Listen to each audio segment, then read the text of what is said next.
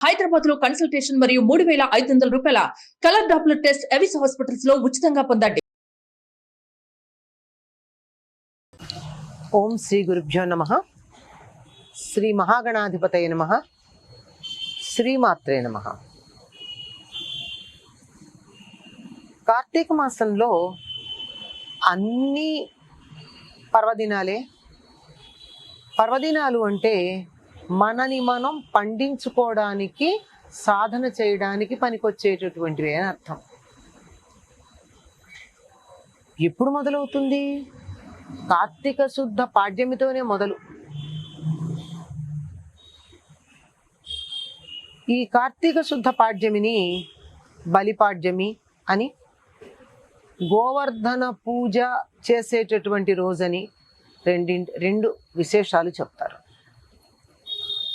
కార్తీక మాసం ప్రారంభం అవడమే ఈ సంవత్సరం అయితే మనకి సోమవారంతోనే అయింది గనక సోమవారం నాడు శివార్చనతో ప్రారంభించుకుంటే మరీ బాగుండేది. సరే, ఇవాళ మరి గోవర్ధన పూజ గనక దాన్ని గురించి, బలిపాడ్యమి గురించి ప్రస్తావించుకుందాం. ఏదైనా ఒక పని చేసేటప్పుడు తెలిసి చేస్తే ఎక్కువ ఆనందం కలుగుతుంది అని పెద్దలు చెప్తారు. మనం ఇవాళ గోవర్ధన పూజ ఎందుకు చేస్తున్నాం? బలిపాడ్యమేని బలిని ఎందుకు తలుచుకుంటున్నాం? బలేమీ గొప్పవాడేం కాదే అంటే, ఈ రెండు సంఘటనలు ఈనాడు జరిగినప్పుడు దాని నుండి మనం గ్రహించవలసినటువంటి అంశాలు ఏవైతే ఉన్నాయో వాటి ప్రస్తావన కోసం చేస్తున్నాం. ఒకటి, గోవర్ధన పూజ. గోవర్ధన ఉద్ధరణ శ్రీకృష్ణుడు చేసినటువంటిది కార్తీక శుద్ధ పాడ్యమి అని చెప్తారు. గోవర్ధన ఉద్ధరణ అంటే గోవర్ధన పర్వతాన్ని ఆయన ఉద్ధరించాడు. అంటే ఏం చేశాడు? చిటికెన వేలి మీద గోవర్ధన పర్వతాన్ని నిలబెట్టాడా? అది ఏమంత పెద్ద విషయం? అసలు అయినా ఆయన చేస్తే చేశాడు కానీ అది ఎక్కడన్నా కుదురుతుందా? అసలు చేశాడా లేదా? అదంతా మాయ. ఇలాంటి రకరకాల వాదనలు ఉన్నాయి. వాటన్నిటి మాట అటు ఉంచినట్టయితే ఆయన చేసిన ఘనకార్యం ఏమిటంటే గోవర్ధన ఉద్ధరణము. అంటే గోవులను అభివృద్ధి చెందించే కార్యక్రమాన్ని పునరుద్ధరించాడు. అదే మనకి గోవర్ధన ఉద్ధరణం. ఇది అందరూ చేయొచ్చు. ఈనాటి నుండి గో సంపదను అభివృద్ధి చేసే పని చేస్తాను అని ఒక నిర్ణయం గనక తీసుకున్నట్టయితే మనందరం కూడా గోవర్ధన ఉద్ధరణం చేసినట్టే.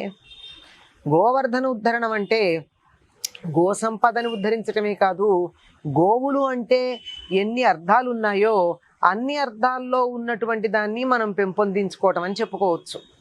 గోవులంటే వాక్కులు, కిరణాలు, సూర్యుడు, భూమి, ఇలా ఎన్నో అర్థాలు ఉన్నాయి. మనం మన వాక్కుని బాగా ఇంతకు ముందు కన్నా బాగా ఉండేట్టు చేసుకోవచ్చు, లేదా మనలో ఉన్నటువంటి కాంతిని పెంచుకోవచ్చు. దీపావళి మర్నాడే కదా వస్తుంది ఇది అంటే, దీపాలు వెలిగించి కాంతిని పొందినటువంటి మనం ఆ కాంతిని మరింతగా అభివృద్ధి చేసుకోవడానికి కూడా తగినటువంటి కాలము. కార్తీక మాసం అంతా కూడా మనలో ఉన్నటువంటి కాంతిని పెంపొందించుకోవడానికి ఉపయోగపడేది. ఎందుకని అంటే, కార్తీక మాసం కృత్తికా నక్షత్రానికి ప్రాధాన్యం ఉంది అని కదా చెప్తారు. ఆ కృత్తికా నక్షత్రం అగ్నితత్వాత్మకంగా కదా, కనుక ఆ అగ్నిని మనలో మనం పెంపొందించుకున్నట్టయితే చాలా చక్కగా మనలో తేజస్సు పెరుగుతుంది. ఈయన చేసిన పని ఏమిటి? గోవర్ధనోద్ధరణం అంటే ఇంద్రయాగం చేస్తాము అని పెద్దలు అంటే, ఇంద్రయాగం దేనికి చేస్తున్నారు అని అడిగాడు. అడిగితే అది సంప్రదాయంగా వస్తోంది. యాగం గనక చేసినట్టయితే ఇంద్రుడు సంతోషిస్తాడు, ఇంద్రుడు సంతోషించినట్టయితే వానలు పడతాయి, వానలు పడితే పచ్చిక పెరుగుతుంది, పచ్చిక పెరిగితే మానవులు, ఆవులు బాగా ఉంటాయి, ఆవులు బాగా ఉంటే మనకు చాలా బాగుంటుంది, మళ్ళీ యజ్ఞాలు చేయొచ్చు, గో సంపద అభివృద్ధి చెందుతుంది అని. అసలు ఇంద్రుడు ఎవరయ్యా వానలు పడేటట్టు చేయడానికి? అసలు చెప్పాలంటే కర్మమే కదా జీవులకు దైవం అని చెప్పబడుతూ ఉంటుంది. మనం పని చెయ్యాలి కానీ ఎవరో వచ్చేదో చేస్తారని ఎదురు చూడడం దేనికి? మనం దీనికి ఇంద్రుడిని వదిలిపెట్టి మనకి నిజంగా వర్షం ఇచ్చేటటువంటిది గోవర్ధన పర్వతం. పర్వతం వర్షం ఎట్లా ఇస్తుంది అంటే మేఘాలను అడ్డుకుంటుంది.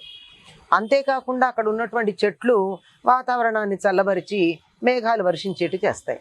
కనుక మనం గోవర్ధన పర్వతాన్ని పూజిద్దాము. ఆ తరువాత మనకి ఆహారం పెట్టడానికి అవి చాలా కష్టపడుతూ శ్రమించేటటువంటి గోవులని, ఎడ్లని, వృషభాలని వీటన్నిటిని పూజించి, వాటిని పూజించడం అంటే పసుపు కుంకం వేయడం కాదు, వాటికి చాలా చక్కగా పచ్చిక తెచ్చిపెట్టి ఆనందంగా ఉందాము. మనకి ఇవన్నీ చేయించే బ్రాహ్మణులను గౌరవిద్దాము.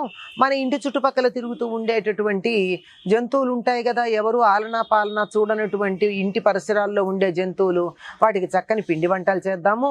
మన గ్రామ పరిసరాల్లో ఉండేటటువంటి గూడాల్లో ఉన్న వాళ్ళకి మనం తినే నాగరికమైనటువంటి ఆహారం పెడదాము.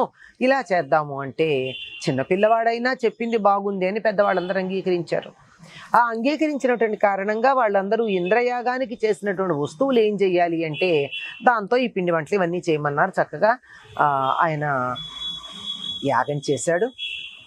ఏ యాగం? గోవర్ధన పర్వతాన్ని పూజించడం అనే యాగం చేశారు. చేసి గోవులన్నిటికీ కూడా మంచి పసరికిచ్చారు. అయిన తర్వాత ఉత్సాహంగా ఆ పర్వతం చుట్టూ గిరి ప్రదక్షిణం చేశారు. సంతోషంగా ఆనందంగా కేరింతలు కొడుతూ ఉంటే ఇంద్రుడికి కోపం వచ్చింది. నాకు యజ్ఞం చేయకుండా పర్వతానికి యజ్ఞం చేయడం ఏమిటి అని అనుకున్నాడు. పెద్ద వాన కురిపించాడు. ఎట్లా అంటే రాళ్ల వాన, భూమి ఆకాశం ఏకమైపోయి ఇల్లు చెట్టు పుట్ట ఏమీ కనపడనట్టుగా మొత్తమంతా జలమయం తప్ప ఏం కనపడని స్థితిలో ఏం చెయ్యాలి? అడిగిందేమో కృష్ణుడి మాట. ఐ రిపీట్ అమ్మా, ఏం చెయ్యాలి? కృష్ణుడి మాట మీద వీళ్ళేమో ఇంద్రయాగం చేయలేదు, ఇంద్రుడు కోపం వచ్చి వాన కురిపించాడు. ఇప్పుడు ఏం చెయ్యాలి? ఇప్పుడు వాన ఎప్పుడు కూడా కాలే వర్షతు పర్జన్య అనాలి, అంటే సకాలంలో వర్షించాలి, ఎంత కావాలో అంత ఉండాలి. అంతేకాని అత్యధికంగా వాన పడుతూ ఉండడం, వాన పడడం అసలు లేకపోవడం అంటే అతివృష్టి అనావృష్టి రెండూ కూడా తగినటువంటివి కావు గనక సకాలంలో తగినంతగానే పడాలి. ఇది ప్రధానమైనటువంటి అంశం. ఎప్పుడైతే ఈ ఎక్కువ వాన పడిందో ఏం చేయాలో తోచకపోతే ఆ గోవర్ధన పర్వతాన్ని ఎత్తి మీరు ఈ పర్వతం కిందకి 2 గొడుగులాగా చేశాడు అని చెప్తారు. మీరేం భయపడక్కర్లేదు. ఈ పిల్లవాడు గోవర్ధన పర్వతాన్ని ఎత్తి పట్టుకోవడం ఏమిటి, మనం దాని కిందకి ఎడితే మనం అంతా అప్పచ్చైపోతాం కదా, పచ్చడి ఎట్లా అంటే అసలు ఇది కాదు. ఈ బ్రహ్మాండ భాండం మొత్తం కూడా పట్టుకున్నా నా చెయ్యి కొద్దిగా కూడా కదలదు. రమ్మంటే ముందు ఎవరు నమ్మారో తెలుసా? ఆవులు నమ్మాయి వీళ్ళే. ఆ తర్వాత నెమ్మదిగా గోపాలికలు వెళ్ళారు, ఆ తర్వాత గోపకులు వెళ్ళారు, అంతకుముందు బాలురు వెళ్ళారు, వీళ్ళందరూ వెళ్ళారు. 7 అహోరాత్రాలు అంటే రాత్రింబగళ్ళు అలాగే దాన్ని పట్టుకుని నిలబడ్డాడు. అది గోవర్ధనోద్ధరణం చేశాడు. 7 రోజులు అయ్యాక ఇంద్రుడికి గర్వం నశించి వచ్చి కృష్ణుడికి పట్టాభిషేకం చేయడం జరిగింది. అప్పుడు ఆయన ఏమన్నారు? గోవిందుడు అన్నారు. అంటే గోవుల్ని పొందాడని, లేదా ఏదైనా సరే మొత్తానికి పట్టాభిషేకం చేసి ఇంద్రుడు మెచ్చుకుని వెళ్ళిపోవడం జరిగింది. ఇది జరిగినటువంటిది కార్తీక శుద్ధ పాడ్యమి నాడు గనక అకాల వర్షాలు ఇవి. ఇది వర్షాలు పడేటటువంటి ఋతువా కాదు కదా, కనుక అటువంటివి లేకుండా ఉండడం కోసం అని చెప్పి పర్యావరణం అంతా పచ్చగా ఉండాలి, పర్వతాలు ఉండాలి, చెట్లు ఉండాలి, గరిక ఉండాలి, ఆవులు ఉండాలి. ఇవన్నీ ఉన్నప్పుడు మనకంతా సమృద్ధిగా సంపదలు ఉంటాయి అనేటటువంటి ఒక మహత్తరమైన విషయాన్ని తెలియజెప్పేటటువంటిది కనుక ఈనాడు గోవర్ధన పూజ చేస్తారు. ఆ చేసేటప్పుడు అన్నకూటోత్సవం కూడా చేస్తారు. అది మళ్ళీ చెప్పుకుందాం, అన్నకూటోత్సవం అంటే ఏమిటి అని. ఇలా చేసేటటువంటిదే కాకుండా ఈనాడు బలిని కూడా పూజించడం ఉంది.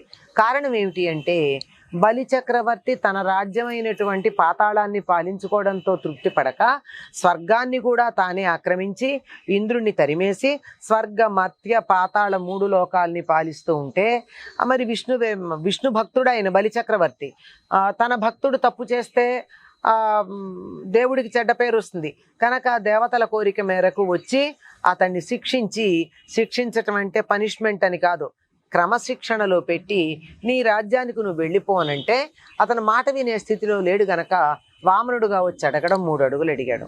అన్న మాట మీద నిలబడినటువంటి బలిచక్రవర్తి పాదాన్ని 3 అడుగులు అలా ఇస్తానన్నాడు. మొదటి పాదం భూమి మీద, రెండో పాదం ఆకాశం మీద పెట్టి, మూడోది ఎక్కడ పెట్టను ఉంటే నా నెత్తిని పెట్టమన్నాడు. ఆ నెత్తిని పెట్టినటువంటి దాంతో పాతాళానికి పంపించేశాడు. ఇలా 3 రోజులు 3 అడుగులతో కొలిచి దీపావళి నాడుతో 3వ అడుగు పూర్తయిపోయింది. త్రయోదశి, చతుర్దశి, అమావాస్య. మరి మాట మీద నిలబడ్డాడు గనక సత్యనిష్ట, దానగుణం ఈ రెండింటికి ఆయన్ని మెచ్చుకుని సంవత్సరంలో 3 రోజులు భూమిని పరిపాలిస్తావన్నాడు.